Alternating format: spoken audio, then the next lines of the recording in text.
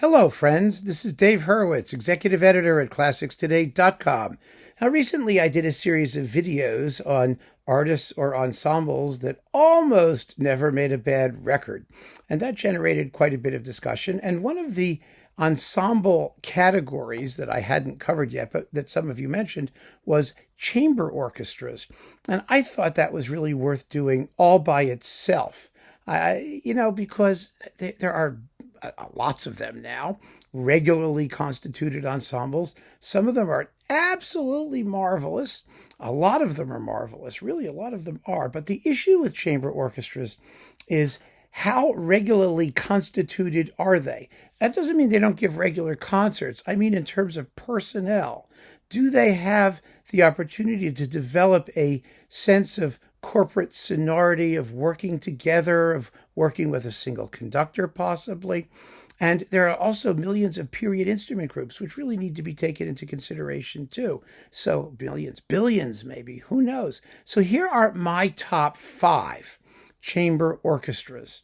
And I think that this is a pretty elite list. I really do. There are a lot of others that are excellent, but we're talking about a volume of recordings over time.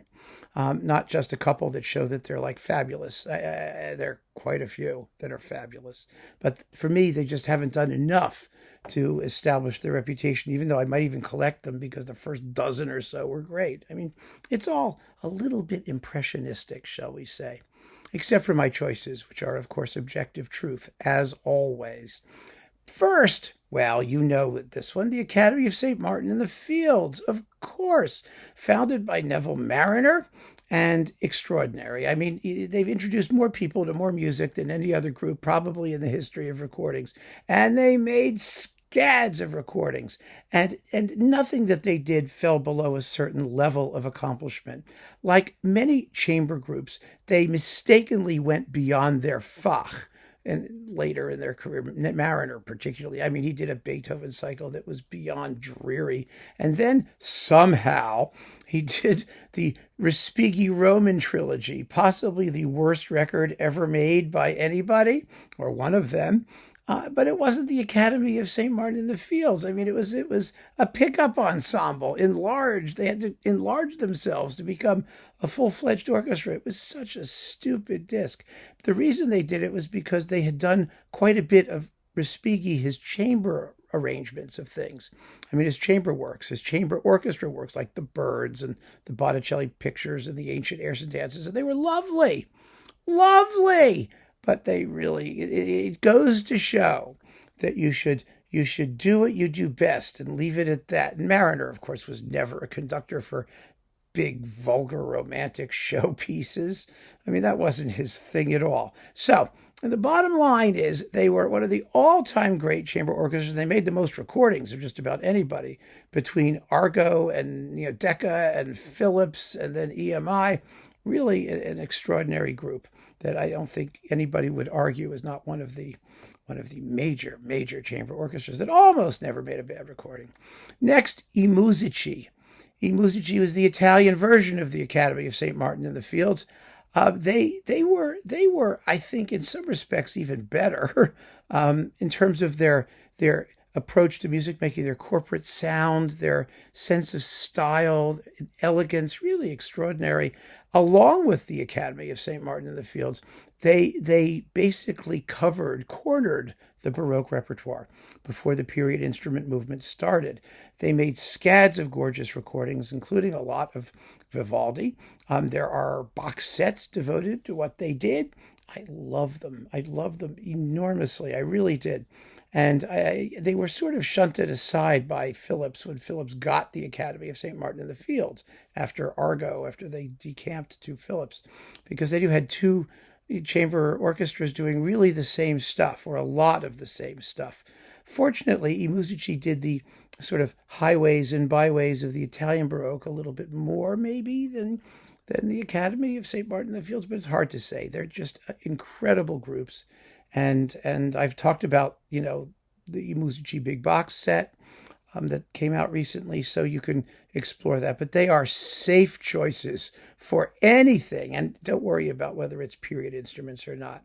Speaking of which, there is one ensemble that belongs in the elite, amongst the elite chamber orchestra groupings, and it's Concentus Musicus Wien, under Nicholas Harnoncourt primarily, because this is the one period instrument ensemble that was a regular group for decades under a single conductor for decades. And so they developed a real corporate sonority and style and all of that within the period instrument movement. And that was just wonderful. Yes, Harnoncourt could be perverse, but you can hear them grow from their early stuff, like, that Handel water music and the Vivaldi Four Seasons with Alice Harnoncourt, fiddling away. They developed from that to a really extraordinarily polished and marvelous ensemble. The last recordings that Harnoncourt did with them, the Beethoven symphonies, the Missa Solemnis and things like that, they're pretty remarkable in terms of their approach to making music and their interaction with the conductor. Really a completely modern phenomenon. It has nothing to do with authenticity at all. It's a conductor molding his group of musicians and creating an extraordinary ensemble of performing artists. Now, some of you may ask, so I'm going to deal with this ahead of time, about the English groups like the Academy of Ancient Music and the English Concert and the Monteverdi Soloists and this and the Orchestra Révolutionnaire et Romantique. They're all the same. They are the English early music mafia. And the English early music mafia is a bunch of players, pickup players, who all go from group to group. If you look at the listings of people who play in them, sometimes there's a different, like, first violin or whatnot, but essentially you're dealing with this big group of people who call themselves something different. They are enormously versatile. They are incredibly talented, but they have nothing like the kind of corporate sonority or personal identity or character that you find in groups like Concentus Musicus Wien. I feel the same way about some of the other groups, the Freiburg Baroque Orchestra and some of these other groups that are relatively speaking, faceless. I mean, that's just how I feel about them.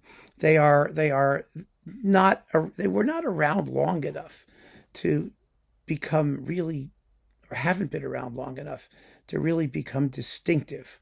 Not that they aren't talented and not that they haven't made great records, but it depends who's leading them. It depends what they do. You have nothing like the kind of consistency that Harnoncourt and Concentus Musicus Wien showed with either some of the other German Baroque groups or the whole English early music mafia, that group of people, all running around from one gig to another. So that's my take on the period instrument chamber groups. So many of them are very talented and they do good work, don't get me wrong, but we're talking about the elite, the cream of the crop, the top echelon.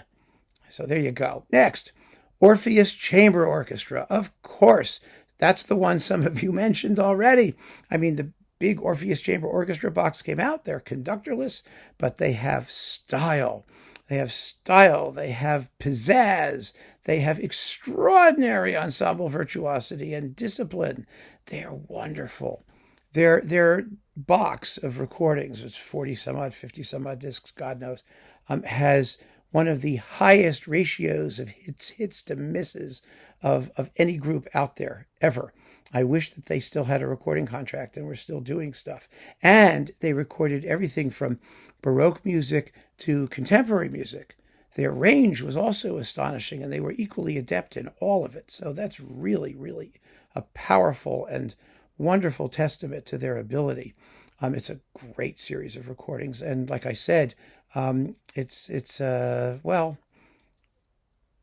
still around. I've seen them recently. They sound great. They're just as good as they always were. If someone wants to start making records, or if they want to start doing their own, why not? That would be fun.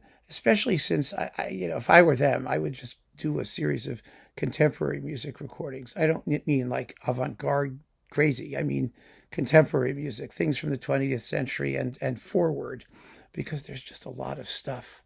I would love to hear them do a couple discs of like all the Martineau Chamber Orchestra Concerti and things like that. Concerto Grosso type modern works. It would be lovely. But Orpheus Chamber Orchestra is definitely one of the elite. And last but not least, a phenomenal group of players, the Deutsche Kammerphilharmonie Bremen. Oh boy, are these guys good. I mean, insanely good.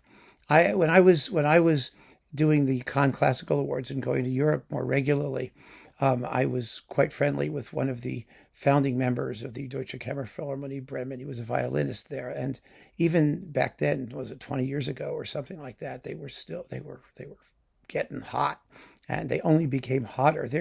Their big, I think, claim to fame is their Beethoven cycle with Paavo Järvi, which has playing of such accuracy and finesse and virtuosity. I mean, it's really breathtaking. It's absolutely breathtaking. They are operating on a technical standard which is second to none, and when you're that good, and the playing is that adroit, it's its own recommendation. Really, it's its own. It creates its own character. They're not like the Concentus Musicus or I Musici or even the Academy of St. Martin in the Fields and having a instantly identifiable sort of aesthetic position. It's hard to describe these things. We're talking about subtleties. We really are. But they are one of the greatest performing ensembles out there. I'll just leave it at that and say that they definitely belong in the elite group of chamber ensembles. Sometimes they just go by Deutsche Kammerphilharmonie. I mean, they leave out the Bremen, but it's the same group, and they are phenomenal. Just phenomenal. Their records are great. And that Beethoven cycle with Paavo Järvi, you really should hear just to hear it. I mean, just to hear it playing on that level. It's astonishing, and it's a joy all by itself. And most of the performances are really good too. I mean, Järvi's no slouch either. So that's really cool. And those are the big five, as far as I'm concerned. The groups that have almost never made a bad record. You can always bring in a horrible conductor and screw things up, because as often as not, it's the conductors that cause the problems, not the ensembles. The ensembles are amazing. It's the guy at the podium who's ruining things. Orpheus, for example, doesn't have a conductor. Very, very smart. I mean, they get the credit, they get the blame, but it's mostly credit. It really is. And some other groups were like that too. Musici, and they had leaders for different things, but essentially they just played. They played like the chamber ensemble that they are, with the awareness of a string quartet, the subtleties of balance and textural transparency and interpretive joie de vivre, something like that. Anyway, that's the group. I hope you agree. I really do, because it's good stuff. And I know that some of you will have other suggestions as well, but I don't think anybody else has done a body of work on this level. I really don't. I thought about it really hard. I talked to some friends of mine.